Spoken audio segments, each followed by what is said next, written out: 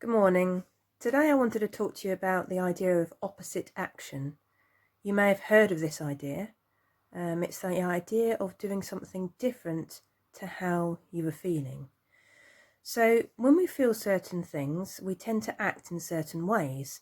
So if we're happy, we might decide to jump around in excitement. We might decide to go and engage with friends. We might decide to throw ourselves into lots of activity. Yet when we're sad, what we tend to do is isolate and avoid people and spend lots of time thinking about sad things or doing activities that match our mood. So that's what I wanted to talk about today. It's about how to stop doing those activities that match our mood when it's not helpful. So recognizing when it's helpful, when it's not, and being able to do something different. And that doing something different is what I'm talking about when I say opposite action. So let's go through a few normal feelings that we all feel and have a think about what our tendency is, and then have a think about what we could do instead. So to start with, let's start with happiness. So when we're feeling happy, generally we are quite happy to be around others. If that's your normal style, then that's what you would want to do. Generally we might seek social engagement because it's fun to be around other people. We might decide to meet up with people. We certainly wouldn't be cancelling plans or anything because we'd be excited about doing something and, feeling in an upbeat mood. We'd want to go and do the things that we plan to do. So we'd keep plans. We'd stick to the things that we have on our schedule. We'd also be motivated for new activity, perhaps, might have new ideas. And when we're happy, often our heads are buzzing with new ideas and things to do. So those are the things we might find ourselves doing. And these are the links between feeling and our behaviour. And if you remember the video that I did on the CBT cycle, that is cognitive behavioural therapy cycle, what that cycle shows are the very strong links between 4 elements that we have in any given situation. Those 4 elements being what we think, how we feel, the ways we behave, and what's going on in our bodies, what physical sensations we become aware of. So if you want to refer back to that video, that might be useful, but otherwise just bear with me. So when we're happy, I've talked about the things that we tend to find ourselves doing.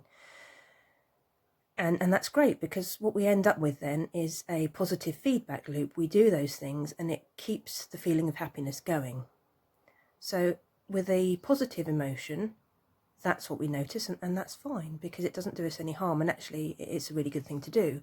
However, where we get stuck is with the less positive emotions. So if we take sadness, for example, when we're feeling sad, we tend not to want to engage with others.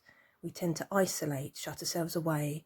And because we've shut ourselves away and we're not engaging in any activities, we're then left with ourselves and our own thoughts. And what often tends to happen is we get stuck in a negative thought loop. So we start having thoughts about maybe other times where things haven't gone right, other times when we felt sad. And if we're feeling sad because somebody's let us down, we might start thinking about other times that people have let us down. And again, you might want to refer back to my earlier video on thinking errors and unhelpful thinking styles, because this might help you to understand what I'm talking about here. When we're sad, we tend to find things that match our mood. So we might decide to listen to sad music because it fits with our mood. It's like a jigsaw piece in a way. It works. We feel sad, put on sad music, we sit there, we think about sad things, everything fits together nicely.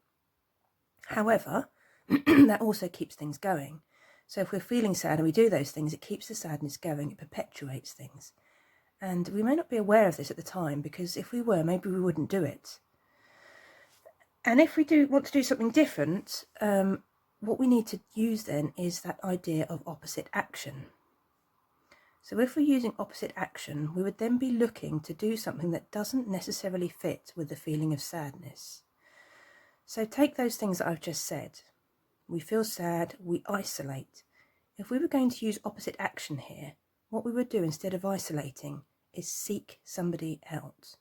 So instead of going off and spending time on our own, in our rooms, shutting ourselves off in our houses, cancelling all activity, we would notice that that tendency to do that is keeping the sadness going, and by using opposite action instead, we might decide to call somebody who we're close to and have a chat with them, even though we're feeling sad. So the opposite action is doing things in spite of the sadness. We're noticing that feeling, but we're not allowing it to self-perpetuate. What we're doing is something different so that we can give the sadness a chance at, give us a chance of being able to move away from that sadness. Thinking about sad things, the other thing, if we notice that's our tendency, then what we might do is think about times when things have been better. Now that's going to be really tricky. Opposite action is not an easy thing to do, but it's so effective if you can do it. So it's worth a try. Listening to sad music, not helpful. It might fit with how you're feeling, but really keeps things going. It's one of the worst things you can do, perhaps. So maybe have yourself a happy playlist on your phone or on one of your devices. Create for yourself a happy playlist, and in that playlist have some really good, happy, upbeat tunes. And of course, you know, if somebody said to you at the time, oh, find some happy music, you wouldn't feel like doing it. It'd be very difficult to do. But if you've got a pre-prepared playlist, you can just go to it and press play. And trust me, it will shift your mood just enough for you not to get dragged down and stuck in that sadness.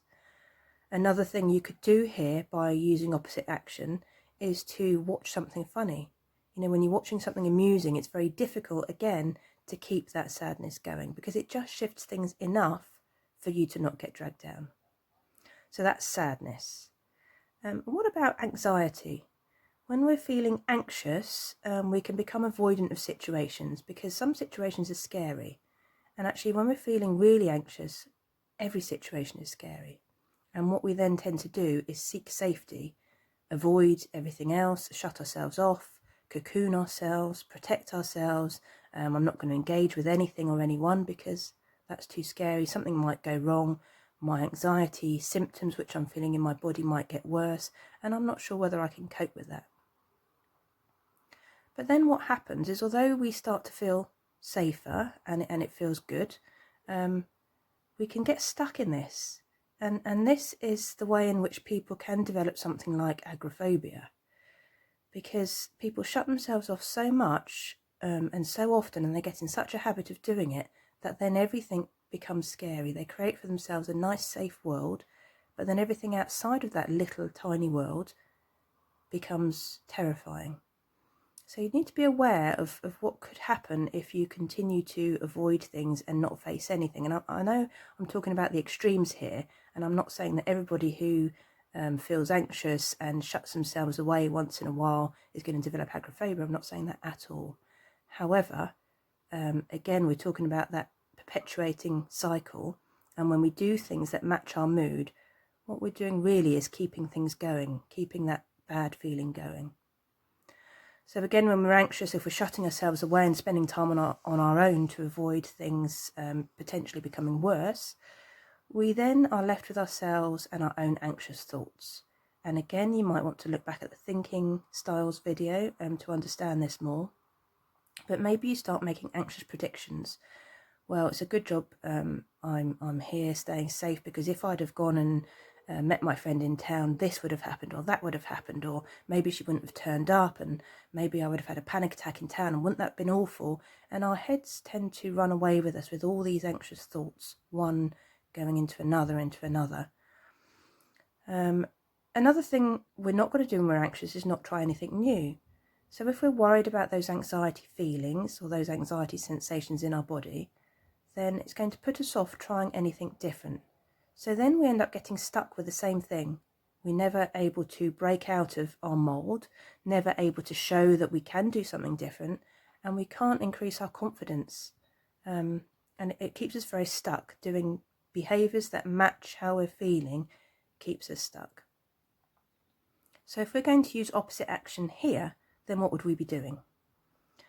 So opposite action would be not avoiding situations and other people. So when we're feeling anxious, noticing that urge to avoid other situations, noticing that urge to avoid other people, but trying it anyway. So maybe identifying somebody who you do feel safe with and spending time with them. Maybe looking at the situations that you could become involved in and putting them on a bit of a ladder.